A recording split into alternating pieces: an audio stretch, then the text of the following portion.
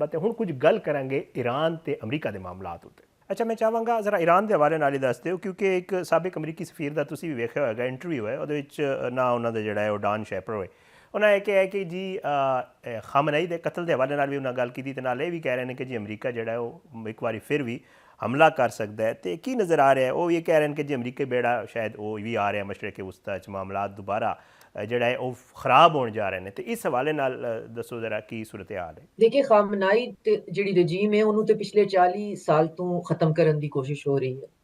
5 ਤੋਂ 6 major attempt ਹੋ ਚੁੱਕੀਆਂ ਨੇ, 7ਵੀਂ ਜ਼ਰੂਰ ਹੋਣੀ ਹੈ। ਇਰਾਨੀਆਂ ਨੂੰ ਕਿਸੇ ਕਿਸਮ ਦੇ ਮੁਗਾਲਤੇ 'ਚ ਰਹਿਣ ਦੀ ਲੋੜ ਨਹੀਂ, ਹਰ ਸੂਰਤ ਹੋਣੀ ਹੈ, ਚਾਹੇ ਉਹ ਬੰਬਾਰਡਮੈਂਟ ਦੀ ਸੂਰਤ 'ਚ ਹੋਵੇ ਜਾਂ ਚਾਹੇ ਉਹ ਪਰਸਨਲ ਜਿਹੜੀ ਹੈ ਆਇਤੁੱਲਾ ਖਾਮਨਾਈ ਦੀ ਜਗ੍ਹਾ ਨੂੰ ਟ੍ਰੇਸ ਕਰਕੇ ਉੱਥੇ। ਪ੍ਰੋਬਲਮ ਸਿਰਫ ਇਹ ਹੈ ਕਿ ਉਹਨਾਂ ਨੂੰ ਇਹ ਸਮਝ ਆ ਗਈ ਹੈ ਕਿ ਅਗਰ ਬੰਦਾ ਇੱਥੇ ਅਸੀਂ ਅਗਰ ਅਸੈਸੀਨੇਟ ਕਰਨੇ ਆ ਤੇ ਬਹੁਤ ਸਾਰੇ ਲੋਕ ਇੱਥੇ ਮੌਜੂਦ ਨੇ ਜਿਹੜੇ ਕਿ ਇਹਦੇ ਨਾਲ ਅਲਾਈਨ ਨੇ ਤੇ ਫਿਰ ਉਹ ਰਿਪਲੇਸ ਹੋ ਜਾਣ। ਸਾਡਾ ਮਸਲਾ ਹੈ ਕਿ ਇਸ ਰਜੀਮ ਨੂੰ ਕਲੈਪਸ ਕਰਨ ਦੇ ਬਾਅਦ ਬਾਲਕਨਾਈਜੇਸ਼ਨ ਕਰਨੀ ਹੈ।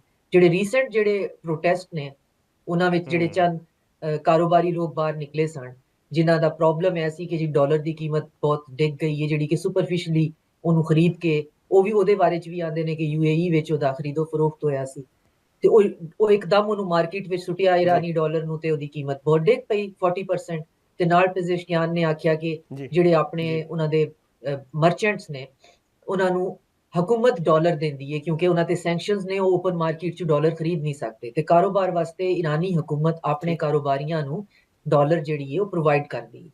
ਤੇ ਪੇਜ਼ੇਸ਼ਕਿਆਨ ਹਕੂਮਤ ਨੇ ਆਖਿਆ ਕਿ ਇਹ ਡਾਲਰ ਹੁਣ ਤੁਹਾਨੂੰ ਪ੍ਰੋਵਾਈਡ ਨਹੀਂ ਹੋਣ ਦੇ, ਇਹਦੇ ਨਾਲ ਬਹੁਤ ਕਰਪਸ਼ਨ ਵੀ ਹੁੰਦੀ ਹੈ ਕੈਸ਼ ਡਿਲੀਵਰੀ ਨਾਲ, ਤੇ ਹੁਣ ਜਿਹੜਾ ਤੁਸੀਂ ਬਿਜ਼ਨਸ ਪੇ ਕਰਦੇ ਹੋ ਅਦਰ ਪਾਰਟੀ ਨੂੰ ਅਸੀਂ ਡਾਲਰ ਪ੍ਰੋਵਾਈਡ ਕਰਾਂਗੇ। ਇਹ ਦੋ ਗੱਲਾਂ ਲੈ ਕੇ ਚੰਦ ਹਜ਼ਾਰ ਜਿਹੜੇ ਲੋਕ ਨੇ ਉਹ ਸੜਕਾਂ ਤੇ ਨਿਕਲੇ, ਜਿਹਦੇ ਵਿੱਚ ਫਿਰ ਹਜ਼ਾਰਾਂ ਦੀ ਤਾਦਾਦ 'ਚ ਇੰਤਸ਼ਾਰੀ ਤੇ ਰॉयਟਰਸ ਜਿਹੜੇ ਨੇ ਉਹ ਸ਼ਾਮਿਲ ਕੀਤੇ ਗਏ, ਜਿਨ੍ਹਾਂ ਨੂੰ ਇਸਰਾਈਲ ਨੇ ਤੇ ਈਵਨ ਕਾਂਗਰਸ ਦੇ ਬਹੁਤ ਸਾਰੇ ਲੋਕਾਂ ਨੇ, ਉਹੀ ਲਿੰਜ਼ੀ ਗ੍ਰੈਮ ਨੇ ਮੰਨਿਆ ਕਿ ਜੀ ਇਹਨਾਂ ਦੇ ਵਿੱਚ ਮੁਸਾਦ ਦੇ ਏਜੰਟਸ ਨੇ ਜਿਨ੍ਹਾਂ ਨੇ ਉੱਥੇ 140 ਜਿਹੜੇ ਨੇ ਲਾਅ ਇਨਫੋਰਸਮੈਂਟ ਦੇ ਬੰਦੇ ਸ਼ਹੀਦ ਕਰ ਦਿੱਤੇ ਨੇ, ਰਾਹ ਜਾਂਦੇ ਰਾਗੀਰਾਂ ਨੂੰ ਮਾਰਿਆ, ਮਸਜਿਦਾਂ ਨੂੰ ਢਾਇਆ, ਪੈਟਰੋਲ ਪੰਪਾਂ ਤੇ ਅੱਗ ਲਾਈ ਹੈ, ਲੂਟ ਖਸੂਟ ਕੀਤੀ ਹੈ, 40,000 ਤੋਂ ਜ਼ਿਆਦਾ ਉੱਥੇ ਸੀਜ਼ ਕੀਤੇ ਨੇ। ਐਲਨ ਮਸਕ ਦੇ ਜਿਹੜਾ ਉਹਦਾ ਇੰਟਰਨੈਟ ਦੀ ਸਰਵਿਸ ਹੈ ਉਹਦੇ ਟਰਮੀਨਲਸ ਤੇ ਉਹ ਆਲਰੇਡੀ ਉੱਥੇ ਮੌਜੂਦ ਸਨ। ਪੈਸਾ, ਫਿਰ ਰਿਵਾਲਵਰ, ਉਹਨਾਂ ਦੇ ਉੱਤੇ ਸਾਇਲੈਂਸਰ ਵਾਲੇ ਰਿਵਾਲਵਰ ਜਿਹੜੀਆਂ ਜ਼ਿਆਦਾ ਮੌਤਾਂ ਹੋਈਆਂ ਨੇ ਤੇ ਉਹ ਬਹੁਤ ਚਿਲ ਮੋੜ ਤੇ ਸੀ।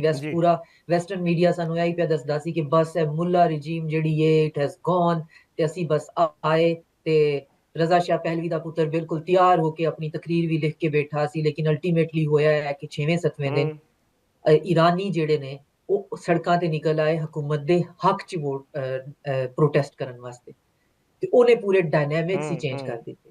ਉਹਨਾਂ ਦੀ ਇੰਨੀ ਉਹ ਪ੍ਰਾਊਡ ਨੇਸ਼ਨ ਹੈ ਕਿ ਉਹਨਾਂ ਨੇ ਫਿਰ ਕਾਸਟ ਬੈਨੀਫਿਟ ਦਾ ਪੂਰਾ ਐਨਾਲਿਸਿਸ ਕੀਤਾ ਤੇ ਫਿਰ ਉਹ ਇਸ ਨਤੀਜੇ ਤੇ ਪਹੁੰਚੇ ਕਿ ਸਾਡੀ ਹਕੂਮਤ ਦੇ ਨਾਲ ਸਾਨੂੰ ਹੋ ਸਕਦਾ ਹੈ ਕੋਈ 4-5 ਮਸਾਇਲ ਹੋਣ ਕਿ ਮੈਂ ਸਿਰ ਕੱਜਣਾ ਚਾਹੁੰਦੀ ਹਾਂ ਕਿ ਨਹੀਂ ਕੱਜਣਾ ਚਾਹੁੰਦੀ, ਮੈਂ ਇਹ ਪਾਣਾ ਚਾਹੁੰਦੀ ਹਾਂ, ਮੈਂ ਨਹੀਂ ਪਾਣਾ ਚਾਹੁੰਦੀ, ਲੇਕਿਨ ਅਗਰ ਇਹਨੂੰ ਕਾਸਟ ਤੇ ਬੈਨੀਫਿਟ ਦੇ ਉੱਤੇ ਪੂਰਾ ਇਹਦਾ ਮੈਪਿੰਗ ਕਰੀਏ ਤੇ ਉਹਦੇ ਨਾਲ ਮੁਲਕ ਦੇ ਉੱਤੇ ਇੱਕ ਪਪੇਟ ਲਾ ਦੇਣਾ ਤੇ ਮੁਲਕ ਦਾ ਬੇੜਾ ਗਰਕ ਕਰਕੇ ਉਹਨੂੰ ਇਰਾਕ ਜਾਂ ਸੀਰੀਆ ਬਣਾ ਦੇਣਾ ਸਾਡੇ ਬਾਰੇ 'ਚ ਨਹੀਂ। ਸਾਨੂੰ ਇਹੀ ਹਕੂਮਤ ਚਾਹੀਦੀ, ਅਸੀਂ ਇਹਦੇ ਹੱਕ 'ਚ ਖਲੋਤੇ ਹਾਂ ਤੇ ਬਹੁਤ ਪ੍ਰਾਊਡ ਲੋਕ ਨੇ, ਬੜੇ ਰਿਜ਼ਿਲੀਅੰਟ ਲੋਕ ਨੇ ਤੇ ਉਹ ਫਿਰ ਭਾਵੇਂ ਤੁਸੀਂ ਖੋਜ਼ਿਸਤਾਨੀ ਆਖੋ ਜਾਂ ਇਧਰੋਂ ਸਿਸਤਾਨੀ ਨੇ, ਆਜ਼ੀਰੀ ਇਰਾਨੀ ਨੇ, ਲੱਖਾਂ ਦੀ ਤਾਦਾਦ ਵਿੱਚ ਉਹ ਫਿਰ ਸੜਕਾਂ ਤੇ ਨਿਕਲੇ ਨੇ।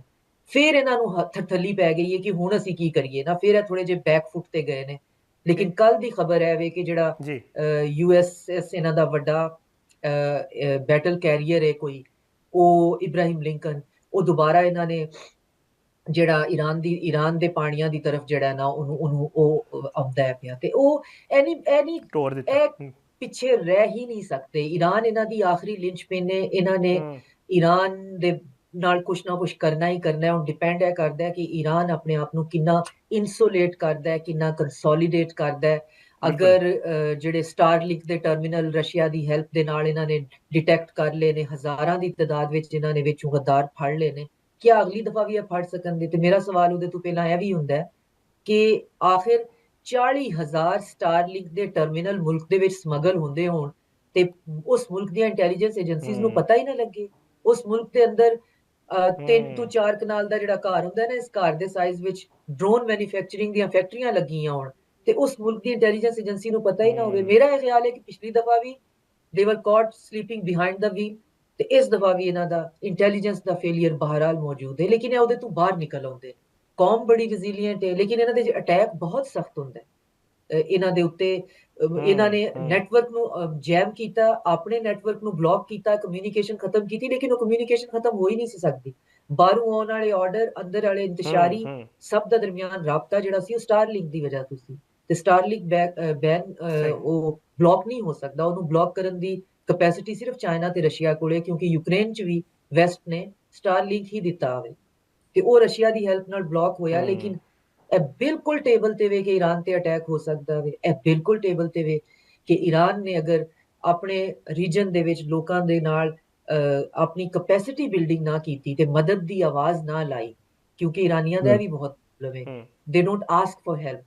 ਤੇ ਇਹਨਾਂ ਨੂੰ ਮਦਦ ਵਾਸਤੇ ਆਖਣਾ ਪਵੇਗਾ, ਇਹਨਾਂ ਨੂੰ ਅਲਾਈਅੰਸਸ ਬਣਾਉਣੀਆਂ ਪੈਣਗੀਆਂ, ਇਹਨਾਂ ਨੂੰ ਆਪਣੇ ਆਪ ਨੂੰ ਕੰਸੋਲੀਡੇਟ ਕਰਨਾ ਪਵੇਗਾ, ਵਰਨਾ ਇਹਨਾਂ ਨੂੰ ਵੀ ਨਵਾਂ ਇਰਾਕ ਜਾਂ ਸੀਰੀਆ ਬਣਨ 'ਚ ਟਾਈਮ ਨਹੀਂ ਲੱਗੇਗਾ। ਤੇ ਅਗਰ ਇਹ ਖੁਦਾ ਨਾ ਖਾਸਤਾ ਫਾਲ ਹੁੰਦੇ ਨੇ ਤੇ ਵੀ ਵਿਲ ਬੀ ਦ ਨੈਕਸਟ, ਖੁਦਾ ਨਾ ਖਾਸਤਾ। ਅੱਲਾਹ ਪਾਕ ਕਰਮ करे। बहुत बहुत शुक्रिया। शाजिया चीमा साहब मेरे नाल मौजूद सन।